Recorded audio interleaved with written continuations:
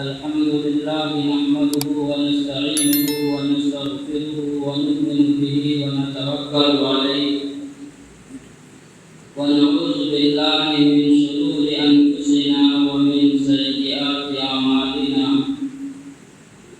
من يهده الله فلا مضل له ومن يضلل فلا هادي له ونشهد أن لا إله إلا الله وحده لا شريك له ونشهد أن سيدنا وسندنا وحبيبنا ومولانا محمدا عبده ورسوله فأعوذ بالله من الشيطان الرجيم بسم الله الرحمن الرحيم لن تنالوا البر حتى تنفقوا مما تحبون عن انس بن مالك رضي الله تعالى عنه قال قال رسول الله صلى الله عليه وسلم لا يؤمن احدكم حتى يحب لاخيه ما يحب لنفسه او كما قال عليه الصلاه والسلام اللهم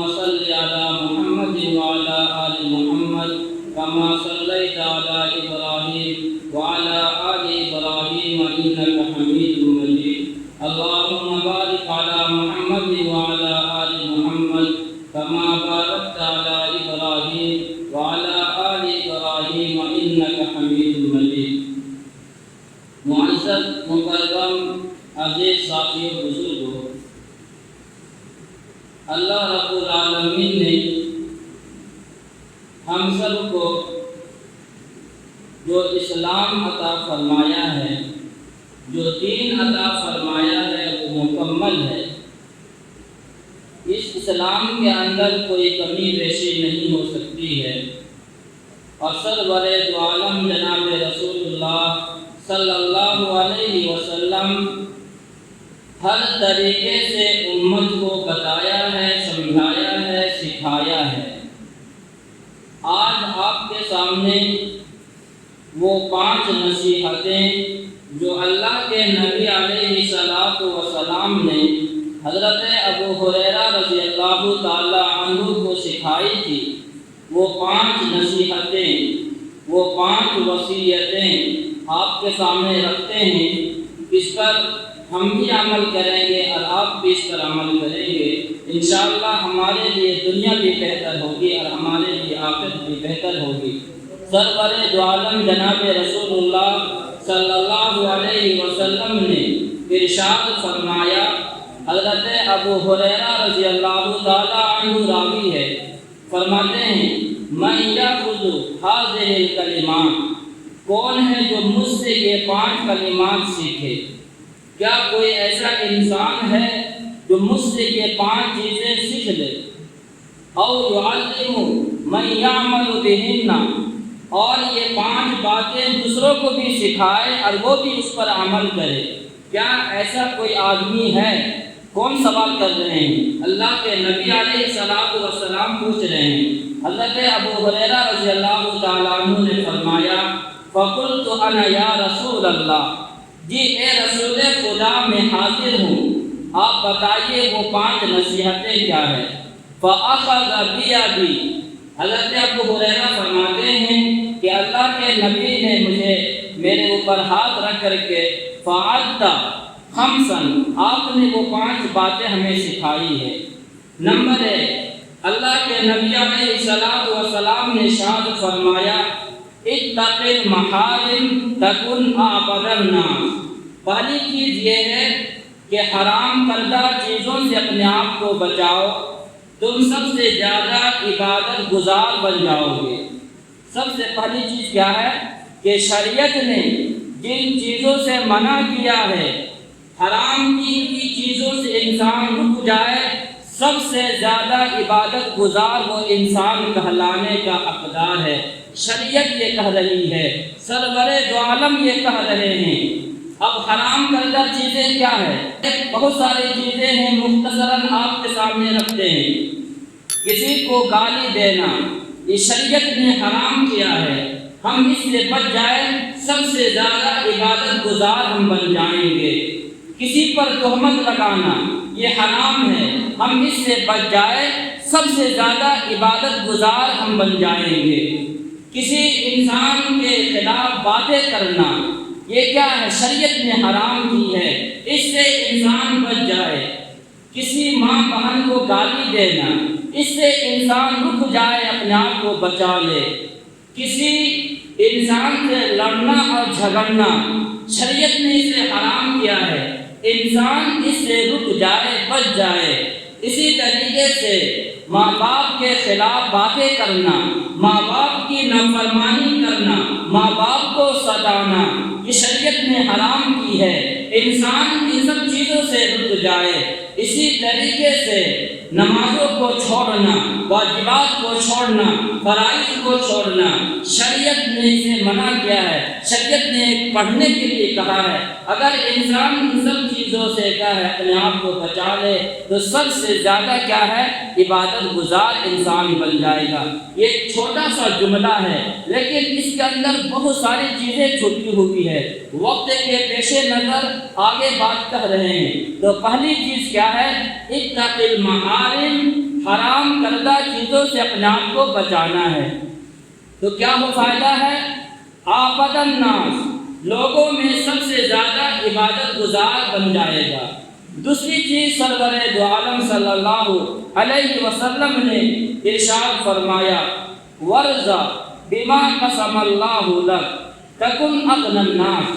دوسری چیز جو نصیحت کی ہے، جو اللہ کے نبی نے سکھائی ہے، وہ یہ ہے کہ فرمایا اللہ کی تقسیم پر راضی ہو جاؤ۔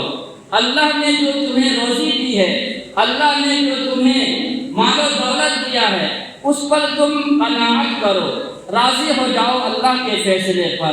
فرمایا تکن اغنی الناس، لوگوں میں سب سے زیادہ مالدار بن جاؤ گے، لوگوں کے مال و دولت سے بے نیاز ہو جاؤ گے۔ آج اگر ہم پریشان حال ہیں تو وجہ یہ ہے، ہم دیکھتے ہیں اپنے سے اوپر لوگوں کو دیکھتے ہیں کہ فلاں آدمی پیسے والا ہے، فلاں آدمی دولت والا ہے، فلاں آدمی کے پاس ساری چیزیں ہیں، ہمارے پاس کچھ بھی نہیں ہے، تو انسان بھی پریشان نظر آتا ہے۔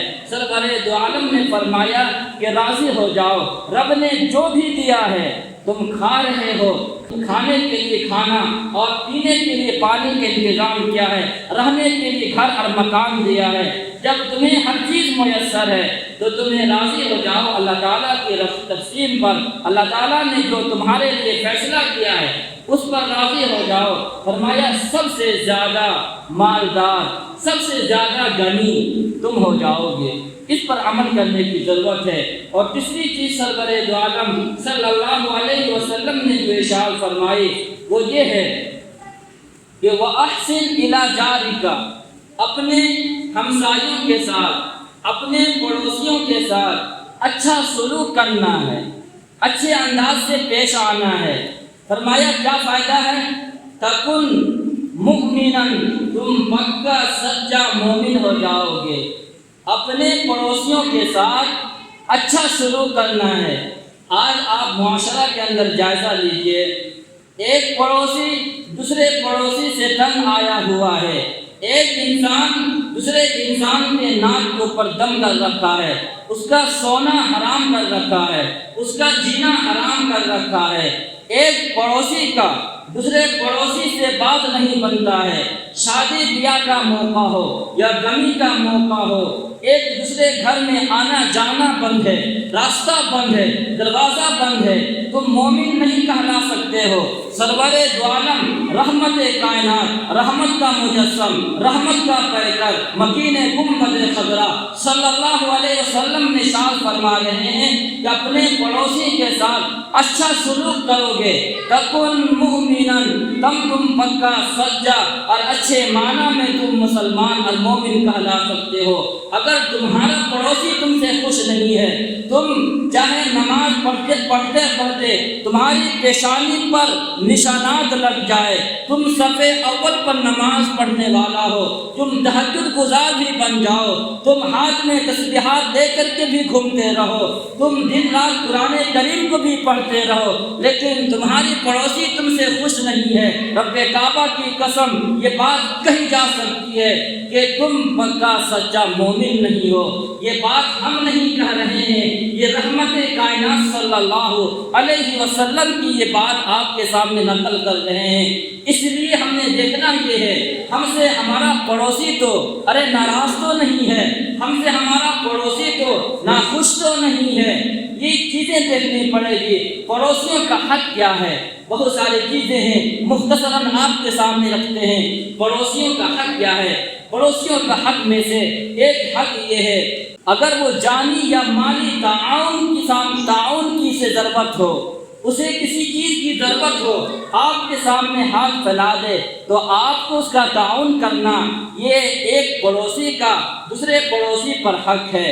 اسی طریقے سے اگر کوئی پڑوسی آپ سے قرضہ مانگتا ہے اور آپ جو ہے اپنی استطاعت کے مطابق اور اس کی حیثیت کے مطابق آپ ضرور دیجئے، یہ پڑوسی کا حق ہے، لیکن لینے والا کو یہ سوچ لے کہ بغیر مانگے ہوئے واپس بھی کر دینا چاہیے۔ آج صورتحال یہ ہے، ایک انسان دوسرے انسان کو قرضہ تو دے دیتا ہے لیکن پھر وہ دیتا نہیں ہے، تو ایک پڑوسی کا دوسرے پڑوسی کا حق یہ بھی ہے۔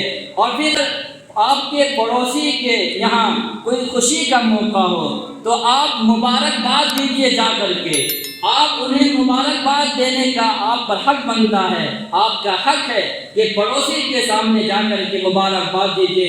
اور اگر کوئی غمی کی بات آ جائے، کوئی ٹینشن کی بات آ جائے تو آپ جا کر کے اظہار ہمدردی کیجیے، اسے جا کر کے سمجھائیے، اس کے غم میں جا کر کے شریک ہو جائیے۔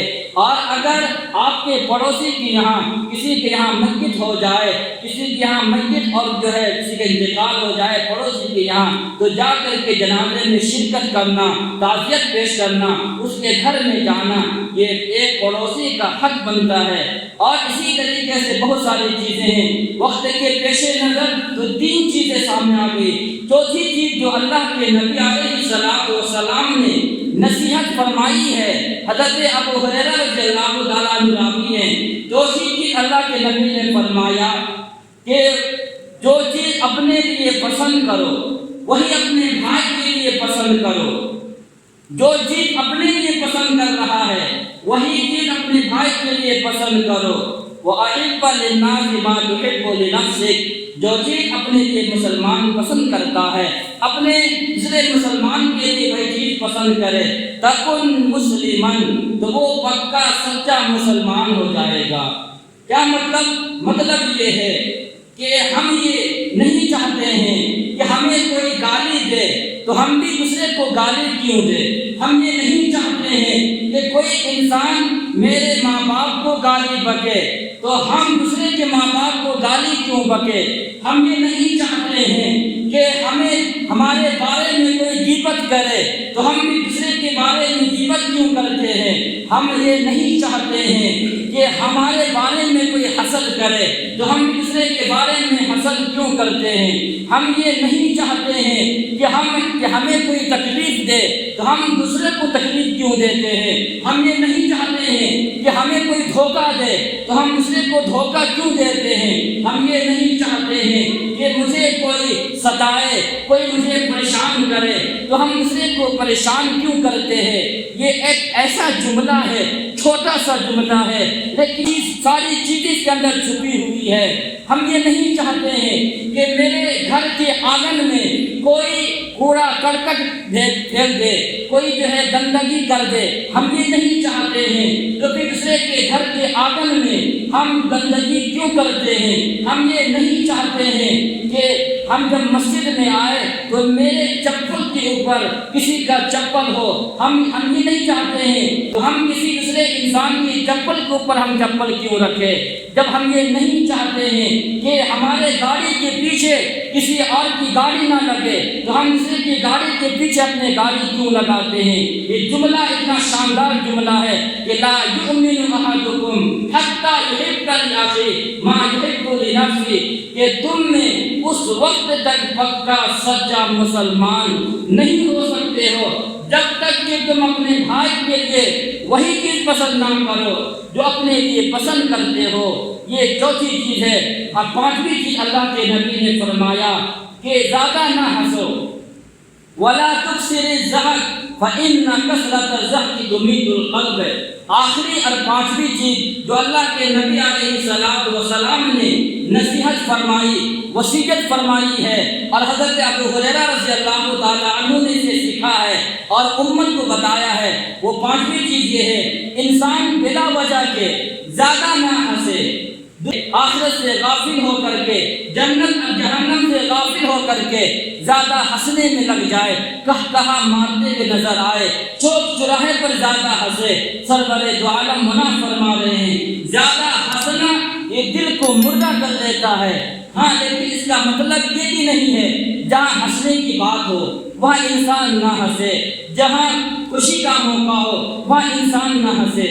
ہنسنے کی شریعت اجازت دیتی ہے لیکن بلا کسی وجہ کے ہر وقت ہنستے رہنا، دانت نکالتے رہنا یہ پسندیدہ چیز نہیں ہے، اس سے دل مردہ ہوتا ہے۔ حضرت عائشہ صدیقہ رضی اللہ تعالی عنہا فرماتی ہے کہ جناب رسول اللہ صلی اللہ علیہ وسلم کو ہم نے کبھی بھی کھلکھلا کر کے ہنستا ہوا کبھی نہیں دیکھی ہے، کبھی ہم نے آپ کو یہ نہیں دیکھا آپ نے اتنا زور سے ہنسا ہو کہ آپ کا حلق دکھائی دے دیا ہو، ہم نے کبھی نہیں زندگی میں دیکھی ہے۔ ہاں الا کان متبسما، ہاں اللہ کے نبی کی عادت مسکرانے کی تھی، آپ مسکرایا کرتے تھے۔ مسکرانا اور ہے اور کھلکھلا کر کے ہنسنا اور ہے، شریعت کی اجازت دیتی ہے آپ ہر وقت مسکراتے رہیے، پسندیدہ عمل ہے، شریعت کے اندر مطلوب عمل ہے، لیکن زور سے ہنسنا یہ شریعت اس کو پسند نہیں کرتی ہے۔ اللہ کے نبی کی تو حدیث کے اندر یہاں تک کی بات ملتی ہے کہ انسان صحابہ کرام رضوان اللہ تعالی علیہ مجمعین جب اللہ کے نبی کے پاس آتے تھے اپنے غم کو بھول جایا کرتے تھے، اپنی پریشانی کو بھول جایا کرتے تھے۔ اگر کوئی پریشانی ہوتی تھی، کوئی ڈپریشن اور اسی طریقے سے پریشان نظر آتے تھے، اللہ کے نبی کی خدمت میں حاضر ہوتے تھے، تمام پریشانیاں ختم ہو جاتی تھی۔ آپ کا چہرہ دیکھ کر کے، آپ کے چہرے انور کو دیکھ کر کے اور مسکراتا ہوا آپ کا چہرہ کو دیکھ کر کے، دانتوں کو دیکھ کر کے تمام غم انسان بھول جایا کرتا تھا۔ تو آخری اور پانچویں چیز جو اللہ کے نبی نے فرمایا کہ زیادہ مسخطہ کرو، زیادہ ہنسنے سے انسان کا دل مردہ ہوتا ہے۔ تو یہ پانچ چیزیں ہیں مختصراً آپ کو پھر میں آپ کے سامنے یہ پانچ باتیں رکھتے ہیں، اس پر انسان خود بھی عمل کرے، ہم بھی عمل کر لیں تو ہمارا یہاں بیٹھنا، ہمارا یہاں آنا، ہمارا یہاں بیٹھ کر کے سننا یہ اور ہمارا یہاں بیٹھنا بھی یہ فائدہ مند ہو جائے گا۔ یہ پانچ چیزیں تھیں جو آپ کے سامنے رکھے ہیں، اس پر ہم بھی عمل کریں اور آپ بھی اس پر عمل کیجئے اور اللہ رب العالمین سے دعا کرے اللہ رب العالمین ہمیں بھی اور آپ کو بھی عمل کی توفیق عطا فرمائے۔ اور چھوڑ کے آپ کا دامن رحمت آقا ہم سے بھول ہوئی، چھوڑ کے آپ کا دامن رحمت آقا ہم سے بھول ہوئی، کھو دی اپنی قدر و قیمت آقا ہم سے بھول ہوئی ہے، تن کے اجلے من کے کندے لٹ گئی ہم سے فقر کی دولت آقا ہم سے بھول ہوئی ہے، اور اب ساری دنیا کے ٹھکرائے ہوئے ہیں تیری گلی میں آئے ہوئے ہیں، کھول دے اپنا باب رحمت آقا ہم سے بھول ہوئی ہے۔ اور اے گنبد خضرا والے تجھ سے فریاد ہے، کعبے والے کو ستاتے ہیں کلیسا والے۔ اقول قولی ھذا واستغفر اللہ وآخر دعوانا الحمد للہ رب العالمین۔ سنت